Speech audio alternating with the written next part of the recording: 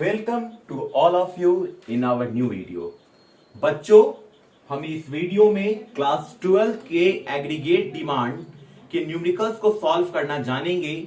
और आज का हमारा जो टॉपिक रहेगा वो टॉपिक हमारा है how to solve the numericals of consumption and saving function. कि कंजम्पशन और सेविंग फंक्शंस के न्यूमेरिकल्स को आप किस तरीके से सॉल्व करते हैं, हम इस वीडियो के थ्रू आपको डिस्कस करेंगे। ये न्यूमेरिकल्स के जो वीडियोस हैं, इस बार जो क्लास 12 के एग्जाम्स होने वाले 2021 में, जिसकी अभी डेट नहीं आई है, और जो अगले साल बोर्ड एग्जाम्स होने वाले 2022 के, उसके लिए है ये। ठीक है, आप घर बैठकर आप न्यूमेरिकल्स बनाने का इससे अच्छा आपको मौका, इससे अच्छा प्लेटफॉर्म आपको कहीं नहीं मिलेगा। तो स्टार्ट करते हैं न्यूमेरिकल्स के कुछ बेसिक फॉर्मूलाज से, उसके बाद कुछ क्वेश्चंस करेंगे बुक का। So let's proceed. तो टॉपिक हमारा है कि how to solve the numericals of consumption and saving function. तो सबसे पहले हम क्या करेंगे कि कंजम्पशन फंक्शन और सेविंग फंक्शन का जो फॉर्मूलाज हम यूज करेंगे अपने न्यूमेरिकल्स को सॉल्व करने के लिए, वो बोर्ड पर आपसे मैं डिस्कस करता हूं। चलिए, सबसे पहला आपका है consumption function. Consumption function, very good. देखिए, कंजम्पशन फंक्शन का जो फॉर्मूला होता है वो आपका होता है C equal to dash C plus B into Y. ठीक है, C equal to dash C plus B into Y. यहां पर C का मतलब है आपका कंजम्पशन एक्सपेंडिचर। C आपका यहां पर हो गया कंजम्पशन एक्सपेंडिचर, और आपका जो डैश C है ये आपका कहलाता है ऑटोनोमस कंजम्पशन। अब यहाँ पे एक सवाल आएगा बच्चों का कि सर ये ऑटोनोमस कंजम्पशन जो है ये आपका क्या होता है। ठीक है, क्वेश्चन आएगा क्या आपका कि ऑटोनोमस कंजम्पशन जो है सर ये क्या होता है। तो बच्चों, जीरो लेवल ऑफ इनकम पे मान के चलिए किसी इंडिविजुअल का जो इनकम है वो जीरो है, तो ऐसा थोड़ी ना है कि वो जीरो लेवल ऑफ इनकम पे कुछ कंजम्पशन नहीं करेगा। उसको बेसिक लाइफ के जो नेसेसिटीज है उनको तो फुलफिल करना पड़ेगा। तो बस आप इतना जानिए अपने इकोनॉमिक्स के पॉइंट ऑफ व्यू से कि जीरो लेवल ऑफ इनकम पे जो भी कंजम्पशन हम करते हैं, क्या बोला मैंने कि at the zero level of income what ever consumption done, ये हमारा कंजम्पशन क्या कहलाता है, ऑटोनोमस कंजम्पशन कहलाता है। मतलब अगर आपका वाई आपका अगर जीरो है, उस पे अगर हम कंजम्पशन करते हैं कुछ सर्टेन मान के चलिए 40 का, तो ये कंजम्पशन क्या कहलाता है आपका, ये कंजम्पशन आपका ऑटोनोमस कंजम्पशन कहलाता है। चलिए, अब यहां पर आगे बात करते हैं हम यहां पे बी निकालने का। अब हम बात करते हैं कि यहां पर जो ये बी है, आखिर ये बी आपका क्या है। तो आप लोग पढ़े होंगे अपने थ्योरेटिकल पार्ट में कि बी को हम लोग एमपीसी बोलते हैं। क्या बोलते हैं बी को आपको स्टूडेंट्स, एमपीसी। और ये एमपीसी क्या होता है आपका, marginal propensity to consume. Marginal propensity to consume.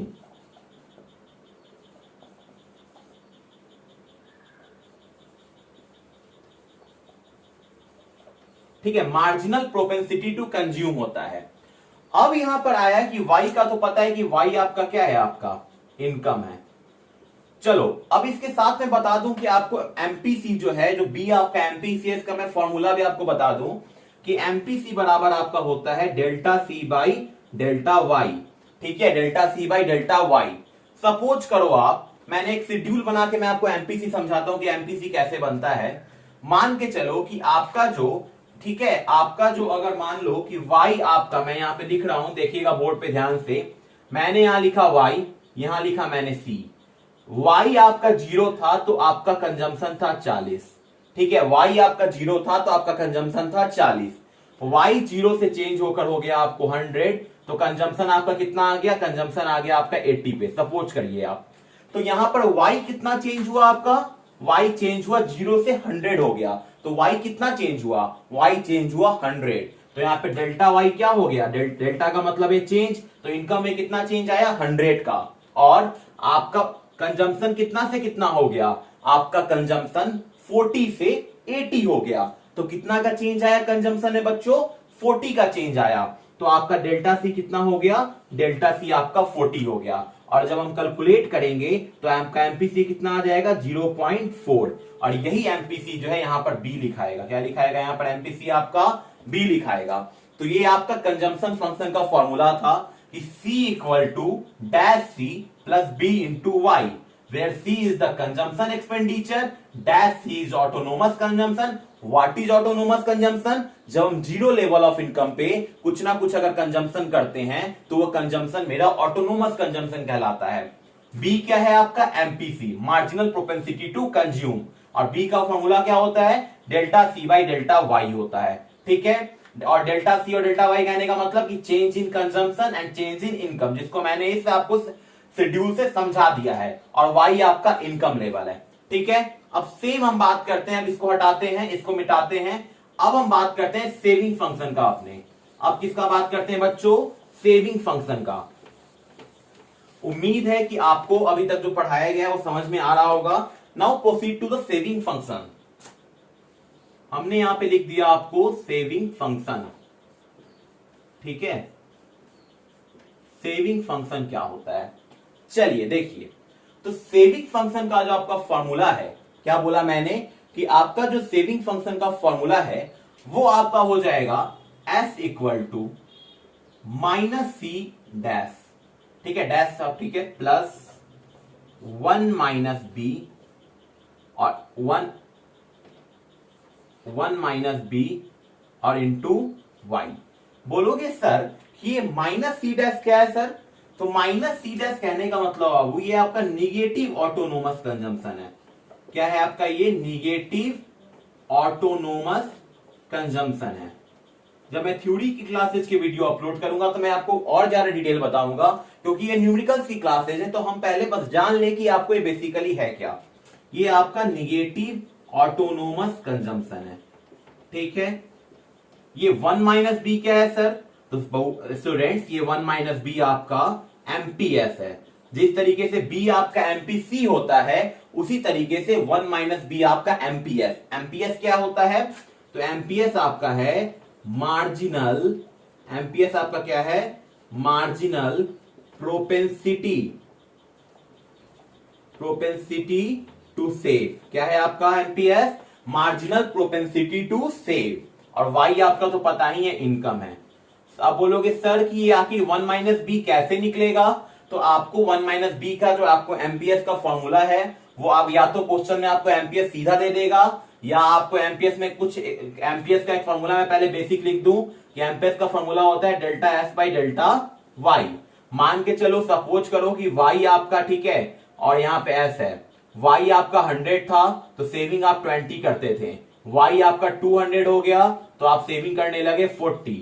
तो यहाँ पे y कितना चेंज हुआ? y का चेंज आया 100 का, तो डेल्टा y 100 हो गया, और आपका सेविंग क्या हो गया? 20 से 40। कितना चेंज हुआ सेविंग? 20 का। तो आपका कितना हो गया? एमपीएस 0.2 हो गया, और यही 0.2 आपका 1 माइनस बी हो गया। ठीक है, अब s का सेविंग फंक्शन का फॉर्मूला क्लियर हो गया कि minus C dash plus 1 minus B into Y. अब मैं एक रिलेशन आपको बताने वाला हूं एमपीसी और एमपीएस का। ठीक है, एमपीसी और एमपीएस का मैं रिलेशन जो है आपको बताने वाला हूं। आप चाहे तो स्क्रीनशॉट आप अपने मोबाइल में सेव कर सकते हैं अपने वीडियो के थ्रू। चलिए, अब मैं बात करता हूं एमपीसी और एमपीएस का। मैं आपको बताता हूं कि एमपीसी और एमपीएस का क्या रिलेशन है। तो देखिए, आपका जो एमपीसी है और प्लस एमपीएस है, ये आपका होता है 1। एमपीसी प्लस एमपीएस होता है आपका 1। अभी आपको एमपीसी को हम किससे रिप्रेजेंट करते थे? आपको बी से रिप्रेजेंट करते थे। और आपको एमपीएस को किससे रिप्रेजेंट करते थे? आपको बच्चों 1 माइनस बी से इक्वल टू 1। ये क्या हो गया? बी से बी कैंसिल हो गया तो 1 इक्वल टू 1 आया। मतलब देखिए, MPC plus MPS equal to कितना आता है? आपका 1 आता है। तो हम कह सकते हैं कि अगर फॉर्मूला डिराइव अगर करना हो तो हम यहाँ पे कह सकते हैं कि एमपीसी इक्वल टू जो है आपका वो क्या होगा? 1 माइनस एमपीएस होगा। क्या होगा? MPC equal to 1 minus MPS होगा। और एमपीएस इक्वल टू क्या होगा? एमपीएस इक्वल टू जो है बच्चों आपको 1 माइनस एमपीसी होगा। क्या होगा? 1 माइनस एमपीसी होगा। इतना बात क्लियर है? एमपीसी अगर दिया रहे तो एमपीएस, एमपीसी अगर दिया रहे तो उसके मदद से हम एमपीएस निकाल लेंगे, और अगर एमपीएस दिया रहा है तो उसके मदद से हम क्या करेंगे, एमपीसी आपको क्वेश्चन में फाइंड आउट करेंगे। चलिए आगे की बात करते हैं। एक और इंपॉर्टेंट कंसेप्ट है बिफोर सॉल्विंग अ न्यूमेरिकल। वो कंसेप्ट आपका क्या है कि कुछ क्वेश्चन जो आपके बुक्स के होते हैं उसमें आपका कहता है कि काफी इंपॉर्टेंट है वो, वीवीआई पॉइंट ये बता रहा हूं मैं, ठीक है। कहता है कि 40% of additional income, 40% of additional income, या बहुत सारे बुक्स में इस एडिशनल इनकम को आपको लिखता है आपका इंक्रीमेंटल इनकम। क्या लिखता है बच्चों, इंक्रीमेंटल इनकम लिख देता है, ठीक है। 40% ऑफ एडिशनल इनकम या इंक्रीमेंटल इनकम इज सेव्ड, ठीक है। क्या कहने का मतलब हुआ कि 40% of additional income is saved, मतलब जो बढ़ा हुआ इनकम है, जो इनकम मेरा बढ़ा उसका 40% हम क्या कर रहे हैं, आपको सेव कर ले रहे हैं। तो सिंपल सी बात, एक बात बताना कि 40% of the additional income is saved, और इसका मतलब तो यहाँ पे सिंपल सा जब न्यूमेरिकल बनाने जाओगे तो यहाँ अगर सेव्ड दिखा रहा तो मतलब ये आपका एमपीएस है, और एमपीएस है तो क्या हो जाएगा आपका, ये एमपीएस है तो सीधे लिख देंगे यहाँ 40/100, और यहाँ पे हो गया 0.4। बोलोगे सर ये कैसे कर दिया आपने, तो आपको पता है ना कि एमपीएस का क्या होता है, एमपीएस का फॉर्मूला होता है delta S by delta Y. कहता है कि 40% ऑफ एडिशनल इनकम, क्योंकि परसेंट लगा हुआ है तो मान लो कि एडिशनल इनकम जो बढ़ा है वो आपका 100 है, और उसमें से कितना, 100 में से कितना खर्च कर दे रहे हैं आपको, 40 आपका खर्च कर दे रहे हैं, तो मतलब 0.4 क्या है आपका एमपीएस आ गया, ठीक है। अब यहाँ पे जब एमपीएस आ गया तो इसके मदद से एमपीसी निकाल सकते हैं, बिल्कुल निकाल सकते हैं, क्योंकि मैंने आपको बताया है अभी कि एमपीसी का फॉर्मूला क्या होता है, 1 माइनस एमपीएस होता है। तो 1 माइनस, ठीक है, आपको यहां पर हो गया 0.4, तो आंसर कितना आ गया आपका 0.6 एमपीसी आ गया। क्लियर है ना, ये एमपीएस की मदद से एमपीसी निकाल लिए। अब इन द केस यहां पे सेव्ड की जगह रहता आपका क्या, कंज्यूम्ड। सेव्ड की जगह क्या रहता आपका, यहां पे रहता बच्चों कंज्यूम्ड रहता आपका सेव की जगह। तब क्या करते देखिए, तब जहां कंज्यूम्ड है, जिस तरह से सेव था तो मैंने एमपीएस लिखा, यहां पर कंज्यूम्ड है तो मैं क्या लिख दूंगा आपको, एमपीसी लिख दूंगा। क्या लिख दूंगा बच्चों, एमपीसी लिख दूंगा। और यहाँ पे 40% है तो फिर से मैं वही डालूंगा 40/100, ठीक है, इक्वल टू 0.4, क्योंकि एमपीसी का फॉर्मूला क्या होता है आपको, delta C by delta Y होता है। मतलब मान लो कि 100 रुपया मेरा इनकम बढ़ा है, तो बढ़े हुए 100 रुपया में से हम 40 रुपया क्या कर ले रहे हैं, आपको कंज्यूम कर ले रहे हैं, और आपका आंसर कितना आ जा रहा है, 0.4 आ जा रहा है। फिर जब एमपीसी आपका 0.4 निकल गया तो आपका एमपीएस क्या है, वो भी निकल जाएगा। एमपीएस इक्वल टू क्या होगा, 1 माइनस एमपीसी, मतलब 1 माइनस 0.4 करेंगे तो आपका 0.6 क्या हो जाएगा, आंसर आपका आ जाएगा। तो जहां भी क्वेश्चन में रहे 40%, 10%, 60% of additional income is consume, तो मतलब एमपीसी, सेव्ड मतलब एमपीएस, और सीधे 40/100, 60/100, 10/100 आप क्या कर सकते हैं और न्यूमेरिकल्स को सॉल्व कर सकते हैं। बच्चों इस वीडियो में मैंने बता दिया कि न्यूमेरिकल्स को कैसे बनाना है, पहले उसके फॉर्मूलाज को डिस्कस किया, फॉर्मूला के अंदर के कंपोनेंट्स को डिस्कस किया। नेक्स्ट वीडियो जो हमारा आएगा इस पार्ट का, हम उसमें आपको बुक्स के कुछ न्यूमेरिकल्स जो हैं वो आपके साथ प्रैक्टिकली सॉल्व करेंगे, जिससे आपका न्यूमेरिकल्स का जो और कंसेप्ट है और क्लियर हो जाएगा, ठीक है। For more updates please subscribe my channel, और अपने फ्रेंड्स के साथ इस वीडियो को जरूर शेयर करें कि घर बैठे हैं तो उनका भी थोड़ा इससे क्या हो, मदद आपको हो सके, और उन्हें न्यूमेरिकल बनाने में दिक्कत आ रही है तो वो न्यूमेरिकल्स को क्या आसानी से बना पाए। मिलते हैं अपने नेक्स्ट वीडियो में, तब तक के लिए आप लोग इस घर पे रहिए, सुरक्षित रहिए। Thank you so much everyone.